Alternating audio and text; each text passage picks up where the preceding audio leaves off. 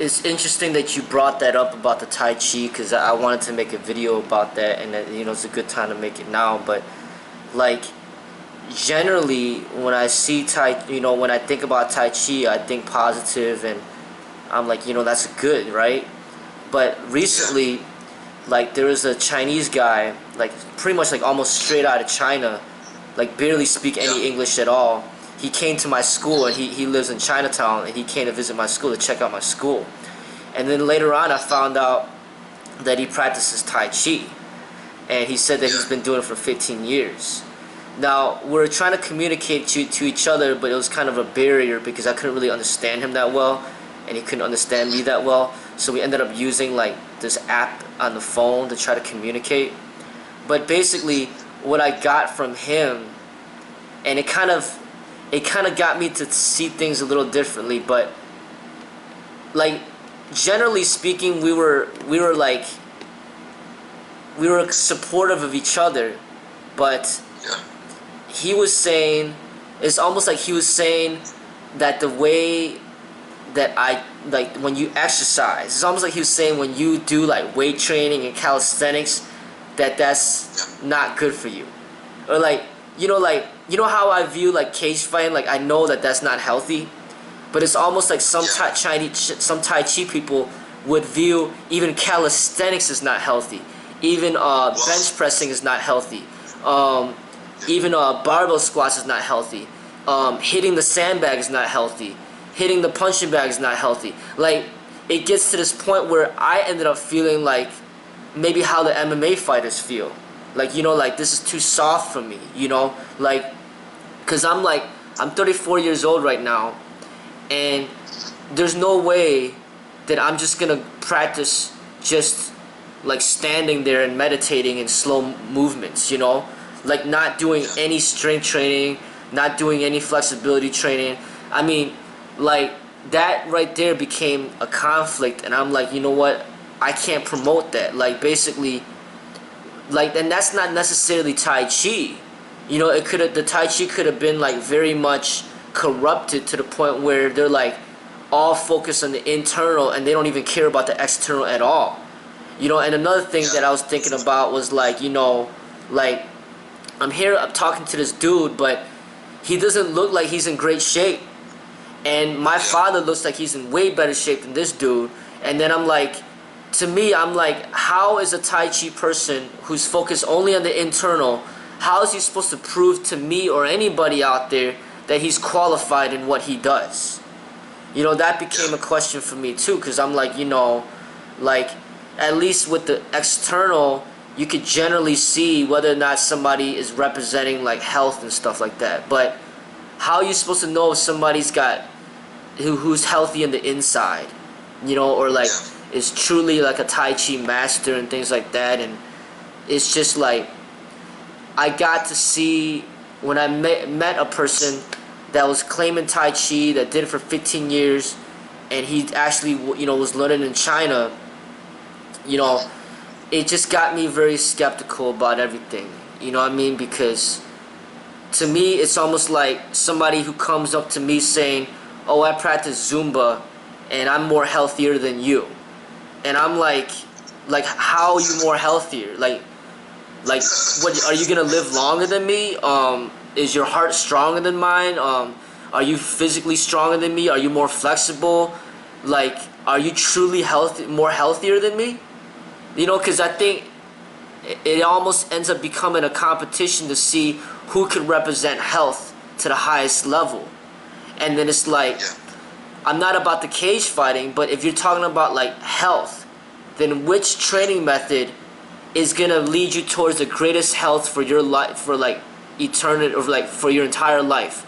Is it gonna be Tai Chi? Is it gonna be FMK? Is it gonna be Jeet Kune Do? Is it gonna be Zumba? Is it gonna be bodybuilding? Is it gonna be powerlifting? Is it gonna be the football training method, the wrestling training method? And that's pretty much, I think,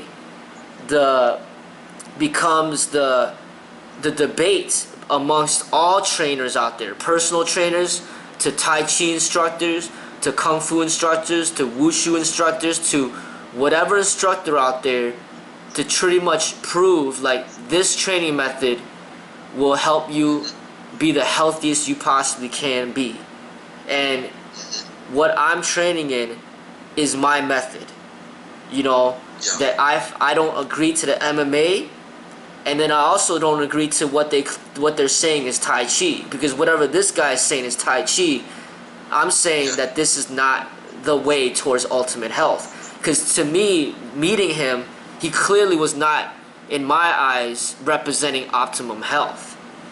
You know, I feel that when you meet somebody, there should be an energy that they bring where you can see that health, you can feel that health, and you're like, hey, this guy knows something, a way of life that I should learn from.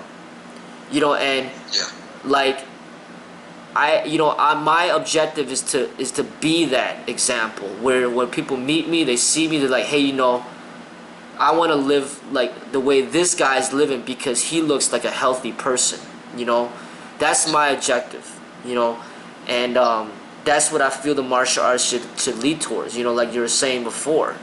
You know, it's like a healthier, longer life. And you said that your father told you that, and that's the truth. But I think as a younger person, you just have all this ego energy, this competitive energy that you got to get out of your system. And then once you get beat up a few times, or maybe a few 100,000 times, then maybe you just start to realize that your father was right. You know, it just so happens that for me, I got out of that competitive, you know, mentality a long time ago. I mean, I got out of that since the age of like 19 or something like that, or even earlier. You know, but some people, they might still be competitive until like they're 45 or even older. But once you get out of that competitive mentality, then you can start training in the martial arts towards health. You know, opposed to like towards destruction. Because I mean, clearly these combat sport people are not representing health. I mean, they might be strong for a short amount of time, but you see them all dying early. You see them like they are not intelligent. You see that they got some major health complications. You see that they are not people that are like the optimum human being out there. I mean, like, the reason why I looked up to Bruce Lee so much is more so because of his intelligence, opposed to because he's so ripped or because he was so fast. I mean, who cares? You know what I'm saying? Like I'm ripped too, I'm fast too, I don't care. You know what I'm saying? Like, but I was looking up to his like intelligence, and him introducing me to Eastern philosophy was what ultimately changed my life towards the better. And that's the type of influence that I want to have towards the other people out there that are training the martial arts. I want them to kind of like learn the beauties of Eastern philosophies just like I did, you know. But it's sad to say, most people won't listen to what you got to say unless you are ripped, or unless you are strong, unless you are fast, unless you can fight, you know. But I will only prove myself to a certain extent. I'm not just gonna, you know, beat up strangers just for fun, but I will do what I can to show that I do work hard. You know what I'm saying? Like, just because I don't compete doesn't mean I don't work hard. You know what I'm saying?